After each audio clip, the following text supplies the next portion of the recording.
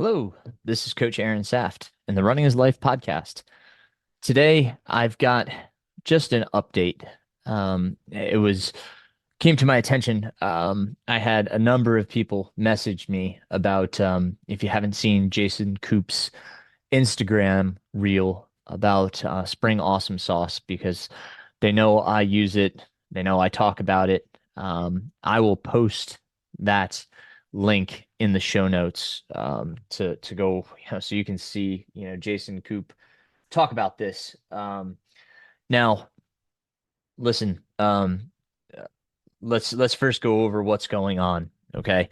Last week on my podcast, I had talked about looking at the package and realizing that Spring has 45 grams, or so they claimed, which we're going to discuss, 45 grams of carbohydrates, which did not meet my carbohydrate demand for an hour.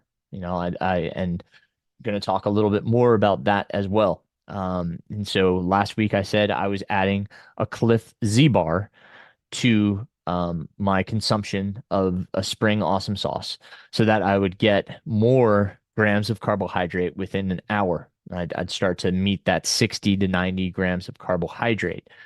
There's a lot to unpack here. So this podcast is meant for sharing knowledge, for making sure all of us stay attuned to what's going on and get the best out of our performances.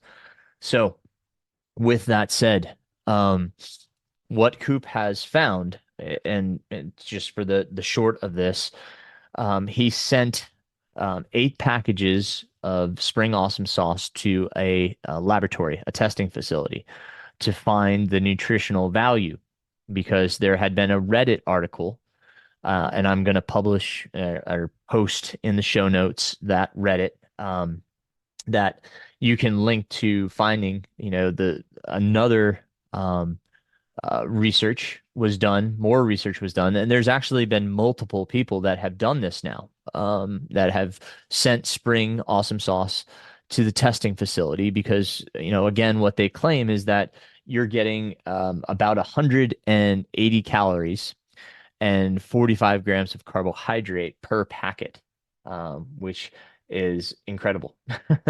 It's a dream for ultra runners because that's just a lot within a small package. So again, Coop sent this on to a testing facility. The testing facility returned that it was not the case. We are only getting, I think, 16 grams of carbohydrate, so 30 grams less than what they're touting. Um, and again, it's not just Coop that has these findings. There has been multiple sources that are finding the same thing. They've sent Spring in on their own for testing or done their own testing and found similar results, which is frustrating because Spring Awesome Sauce is extremely expensive. And I was just made aware that they pulled that from their website today. Spring Awesome Sauce is no longer on their website. They have issued a letter to everyone. Says Spring Energy was created by athletes and for athletes. We are deeply connected to our community and understand the importance of nutrition and always strive to create high quality, whole food based sports nutrition products. Despite being a small business, our products have been instrumental in empowering athletes globally in their quest for excellence. It continues on to talk about their product and that they are going to make sure that they revamp the awesome sauce before they bring it to market again, that it will have exactly what it says it's going to have in there. I will again post the link to this as well. Jason Koop goes on to talk about other things. I'm not interested in all of that. I'm interested in the awesome sauce here because it is a product that I have been behind and that I have talked many times on this podcast about. And when it is not putting forth what we thought is in the individual packets, we need to figure out what is what is in or what is available to us that we can have because as I said, spring was huge. It was going to be detrimental in my performance for Hellbender. It was definitely a part of my nutrition plan for High Lonesome. So, so yes, there's a lot, within this change. And then, that raised questions, and I posted it to my athletes on our private Facebook page, and a number of them were just alarmed by this because they use it as well. And it started making them question whether other spring products, also had the same, or had what the ingredients or what the nutritional values said they were supposed to have. And so, with that said, Coop has said he is going to test the other spring products, and this is all on his dime. He's buying them and testing them. I don't, he says there's no personal vendetta or anything like that, but now it does. It makes us question those other spring products. Should we be using them? Do they have what the nutritional value says they have? So, really, really interesting findings. So, there's going to be a lot in the show notes. So, if you want to dive into this more and hear more about this, there's all of that on there.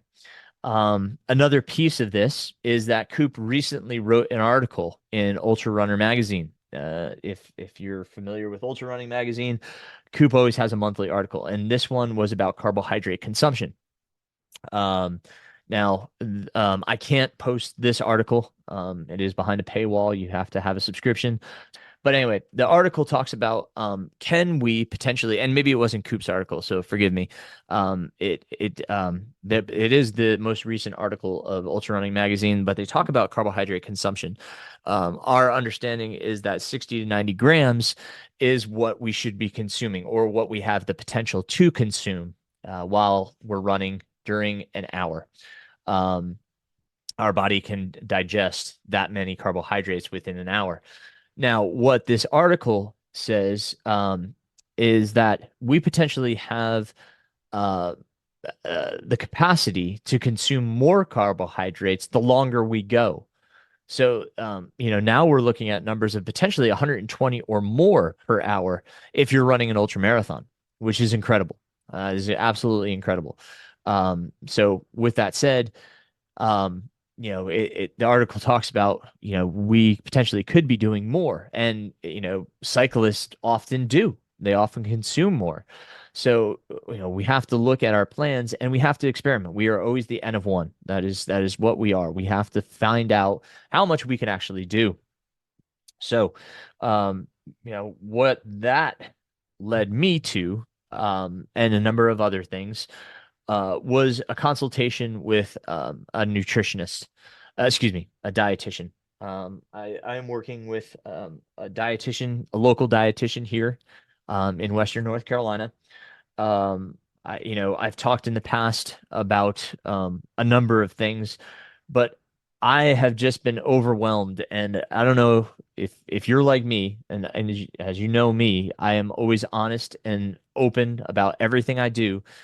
I listen and I read so many things that it's telling me you should do this, you shouldn't do this. It feels like there's just too much back and forth, and I don't know what's true and what's not. So I wanted to seek professional help because I have the goal of losing some weight. I haven't weighed myself, as I said a few weeks back. I haven't been on the scale.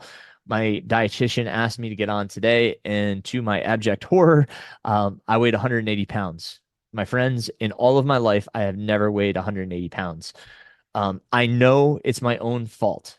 I'm going to start there. It is my own fault that I weigh that much. I have shown little to no willpower in my calorie consumption, and I have not had the greatest diet, and I needed to rein it in. And again, I am being completely open and honest. Prior to COVID, I was 100 and about 155 pounds. So I have gained 25 pounds in about 4 years. That's a lot of weight for me to be carrying. And it's showing in my performance. I am not running as I should because of how much extra weight I am carrying. So I don't need to be 155 pounds. I'm not trying to be the Aaron I was 4 years ago. I understand that, but I do not need to carry this much weight around with me.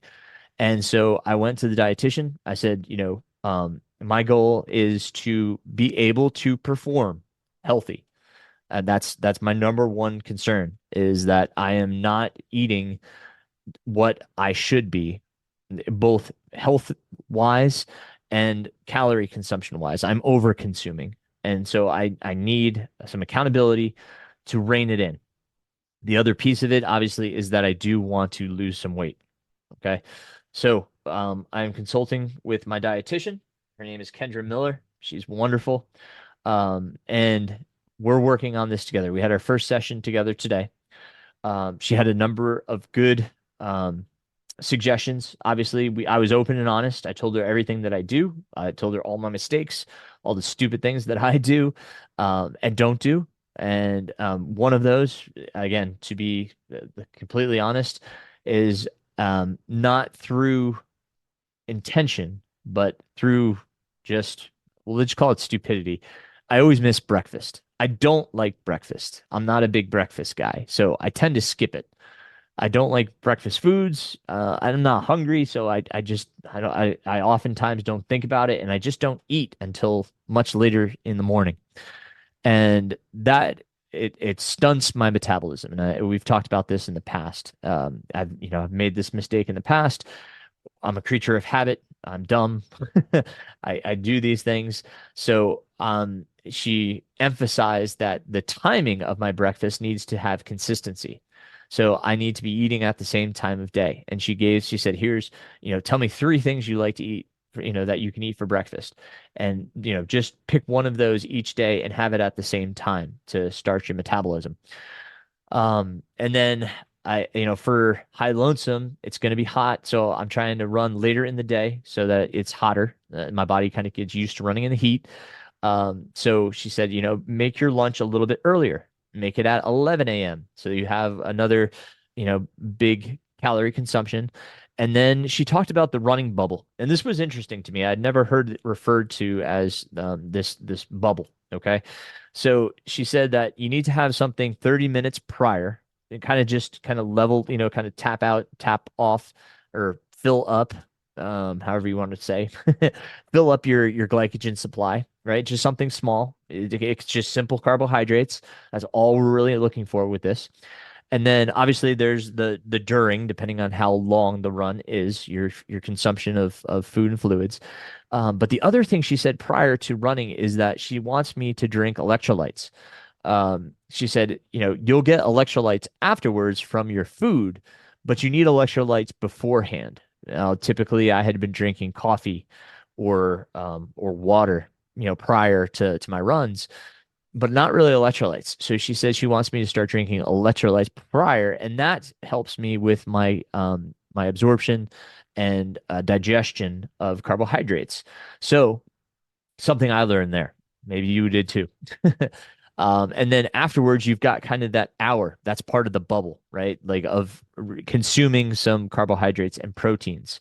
And look, again, everybody's different.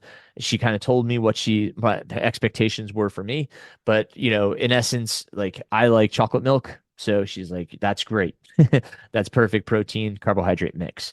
So, as for today, I had my lunch at around 11. I ran around 2:30. So I went for an hour and a half and I'm trying to train my gut. So at 45 minutes, I had a package of Honey Stinger Chews. I had I drank some Tailwind during because I'm trying to train my gut for using Tailwind because I think at higher altitudes, and we're going to talk about this too, it's going to be important to have liquid calories. So we'll talk a little bit more about that. And then when I got done, I had to get my daughter somewhere, and I still had more to the workout. So I had my glass of chocolate milk, got my daughter to where she needed to be, came back, and then I had a bottle of Noon, was drinking that, jumped on the treadmill, did 30 minutes of treadmill incline walking. And then I had a, um, a PB&J sandwich after the walk. I was actually pretty darn hungry after the walk. And then I did my strength session. So I had my strength session after that. So Basically, I exercised because my run was an hour and a half, how a half hour on the treadmill. That's 2 hours, and then my lifting session took about 20 minutes. So 2 hours and 20 minutes of exercise today. A lot of time, a lot of time. So I have to make sure that I'm fueling and fueling properly for it. And we talked about fluid consumption, making sure that I'm getting in enough water during the day and such, and making sure, obviously, again, that I'm fueling properly for my runs and such. So it was a very helpful conversation today. I really appreciated everything she brought to the table for me. We're not focused on exactly what I'm eating. We're focused on making sure that I am eating and that I'm eating on a consistent basis at consistent times of the day. That was the biggest takeaway from today. So that's what we're working on. Um, so, lot there. Uh, it's been really good, a really good start. And then we're journaling, so we're putting everything into an app. Everything, all my consumption, both fluids and food. We're putting all that in a food journal, so she can look through that, kind of see what's going on, and then we can start to make the tweaks. And we're going to talk about race day nutrition because there's a lot going on, and that's kind of the next piece that I want to get into is High Lonesome. High Lonesome is July 19th. It is in Colorado. It is a high altitude race. I am heading out there about somewhere between 2.5 to 3 weeks prior to the event to acclimate. So, going to be out there, going to be training, hiking, seeing the course. We're going to volunteer at Hard Rock. I'm really looking forward to this trip. So, going to be awesome. Now, I kind of touched on this, some factors that I had to consider, and these are things that, you can consider when you're doing your race. What is it that are the factors that you need to think about? Okay. As I said, there's can be extreme heat at High Lonesome, so it can be extremely hot. There's a lot of exposure. You're at high altitude, right? So the sun exposure, it can be very extreme on the skin as well. So I have to take those into consideration, both heat and sun exposure, as well as the altitude. Okay, so a lot going on in this race. So, things that, and that's why I started to work with the dietitian, is I want to make sure I'm giving my best chance out there. I'm putting my best foot forward in what I'm consuming, what I'm doing, how I'm hydrating, how I'm, eating my carbohydrates and calories, that, they are doing the best for me. So let's break this down. Heat. So a lot of things here, a lot of things for heat. Fluids. There was actually a race meeting the other night, and one of the big things was that on one of the first climbs, it's probably one of the bigger climbs of actually the event. A lot of people will run out of water. And so they suggested carrying a filtration device, which I've been doing. Been carrying the Solomon. Basically all I have to carry is the cap because my bottles, it screws right onto my bottles. So if I've got an empty bottle, I can just fill it up. So I'll continue to carry that. I got a new pack too, which we're going to talk about. So excited about that. And then electrolytes.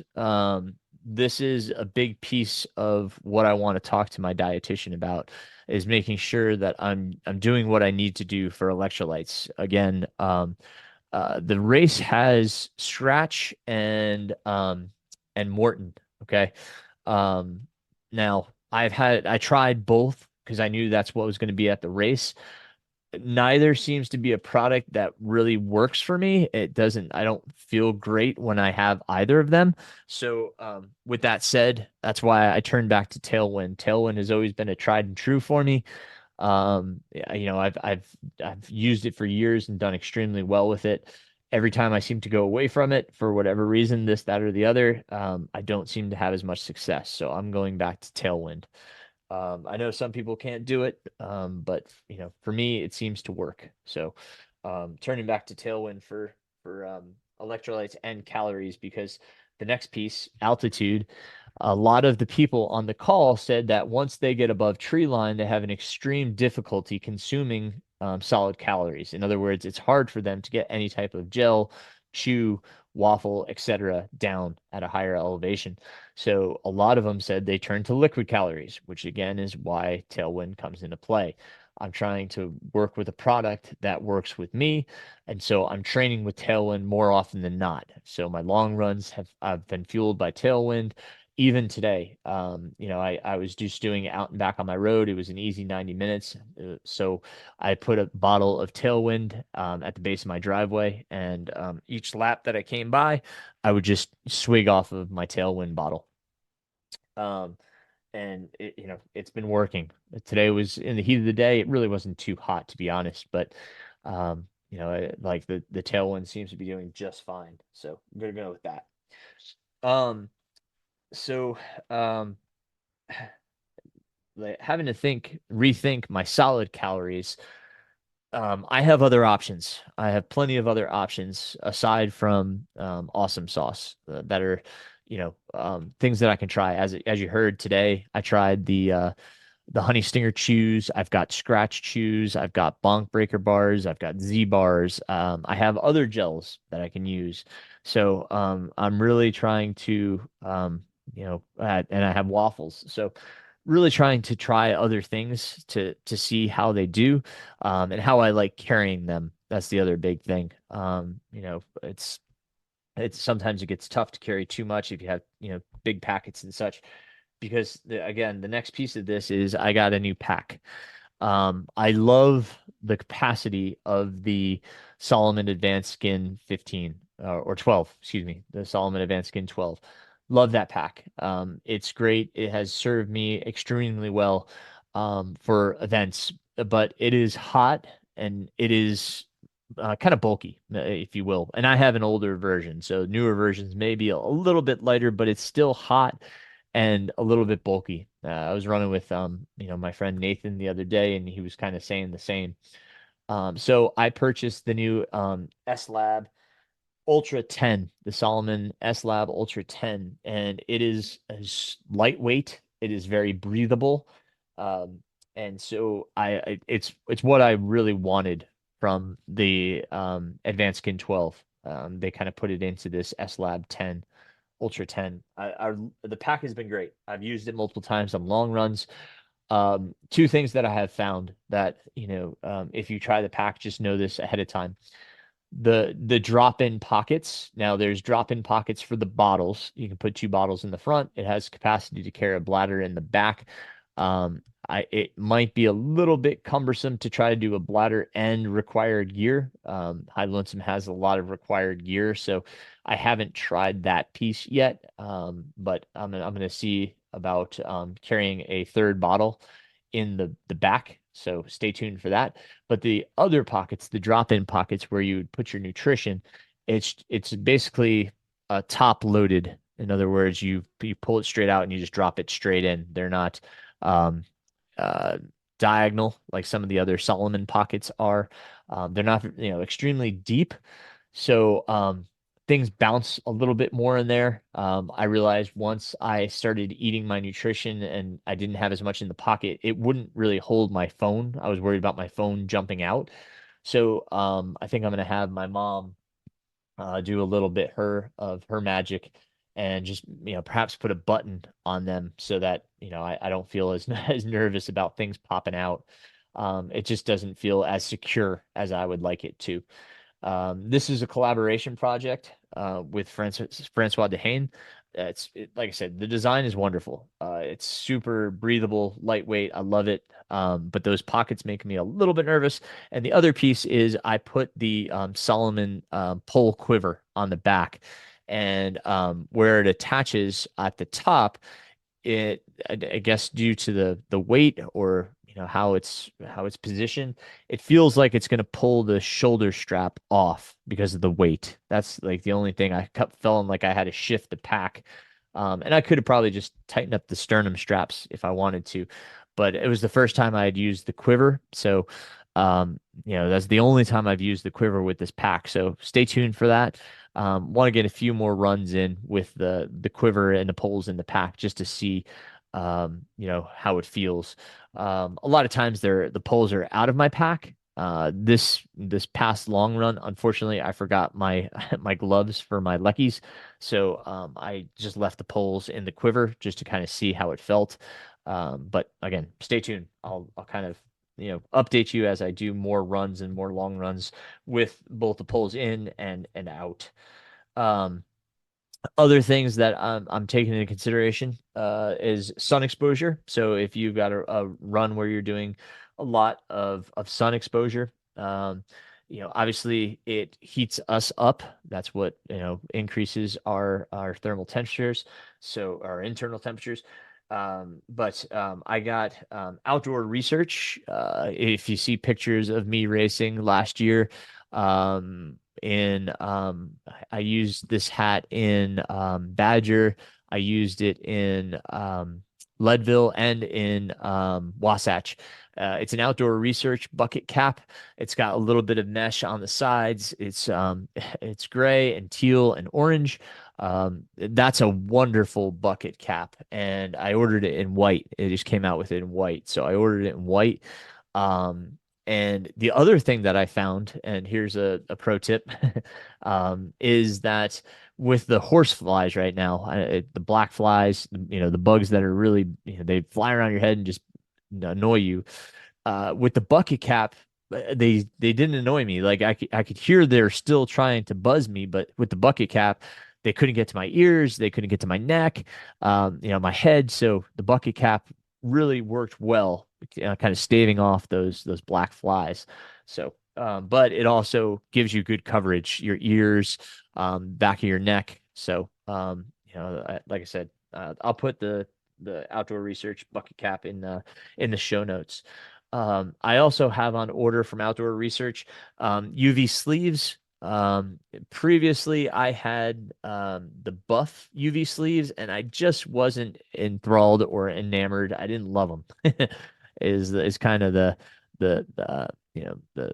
gist of it. The honest the honest analysis of it. It was not the I guess the arms. They put like a kind of a rubber gripper on the inside, and it really just bothered my arms. Now, the outdoor research may have the same. I have not received those yet, so I just wanted to try something different to cover up my arms. Also, got one of their sun shirts, so they've got a hooded sun shirt. I have the hooded sun shirt from Rabbit, the Running Rabbit, which has been okay. I've used it. The material, it feels a little bit rough on my skin. Some people love it. So, to each their own, but I wanted to try something different. And I was, as I was on the website, I just figured I'd try it. So, gonna try to just keep me covered up as much as I can in those sunny parts, just to try to A, not get sunburned, and B, not get cooked by the sun. So that's what I'm working on, and things that I'm trying to. The other thing that I realized, and this was something that I heard from Andrew Snow, is he was talking about cooling through the palms. He would put ice in his hands and actually cool off a little bit. We do have a arterial vein in our palms, and so what I was reading was that we do dissipate heat actually through the palms of our hands as well as through the feet. But what I had been using with the Lecky was half gloves that were actually pretty thick, and I'm wondering if if especially during Hellbender, if I just wasn't able to dissipate enough heat, um, and just because of what I was wearing, both the pack, because I was wearing the Solomon Advanced Skin 12, which again, just was thick. It's again an older version, and then I had the gloves on, and so I just wonder if obviously I was sick. That's that's part of it, but I'm gonna try the half gloves that come with the Lecky poles and just see, well, as it's hot, what does that feel like? So, some things because I looked up, I found a research article that talked about the dissipation of heat through the hands. Pretty interesting. So if I can remember, I will put that article in the show notes. But yeah, just things that I'm learning, finding out. there's a lot that's going to go into High Lonesome. I just started communicating with my crew, letting them know about rules, regulations. All the Pacers have to carry all of the same required gear that I do. We have to have a Corsair card, which is basically just helping pay the rescue squad for their services. All the Pacers have to have those. There's a shuttle. We can only have two crew people go to one of the aid stations, so we're trying to work through all of these details. So a lot of stuff, a lot of planning, a lot of communicating with my crews and Pacers. I'm trying to confirm who's going to be able to go and pace and be a part of this. So as that unfolds, you'll hear more about the High Lonesome plan. I'm just excited to head out to Colorado. A little over a month until we do so. Um, on the other news, the high school kids are still racing. We're going to just outside of Nashville. We're going to Murfreesboro, Tennessee, to race in the Music City Classic this weekend. So I've got my own kids are racing Friday night. Both Kian and Amberin are racing in the 800. I've got one of my boys is racing the 5K. So Holden's racing the 5K. Hudson is racing the mile, and Eli is racing the mile as well. So got a number of the guys going to race. Super excited for them. Should be a fun weekend. And then Nationals is June 15th and 16th. We're still just trying to decide where we're going. There are three different Nationals. We have one here in Greensboro, North Carolina. That's Adidas. Nike is out in Eugene, Oregon, and New Balance is up in Philadelphia. So, we have some options. The different ones have made different qualifying standards, can go different places. So we're all just trying to figure out where we're going. So lots going on there. I've had a lot of inquiries about coaching, and I love the fact that some of you are thinking down the road and wanting to know if I'll have coaching availability, and this fall. Right now, I do have a few spaces that will be opening up. I have a few people that are finishing up races here. Late May, early June, and especially end of June. So I will have some summer spaces opening up. Now, the conundrum here is depending on when you want to start. Again, I am going to be away the beginning of July, so probably not the best time to come on board at the beginning of July. Not that I am going to not focus on my athletes or my coaching, but it just be hard to set you up, get you on board, and make sure that you've got all the support you need as you start up. Because as I start an athlete, there's a lot more communication than for those that have been with me for a while, understand the regimen, understand the routine. There's a lot of questions that come with the start of coaching, and I want to make sure that I'm present and engaged. Whereas at the beginning of July, again, I'll be out in Colorado. My focus will be on my current load of athletes. So if you want to start sometime prior to that, if you want to start within June, totally fine. We can get you on board and get going. But the closer we get to July, I would say let's kind of hold off until I get back. I'll be back mid-July.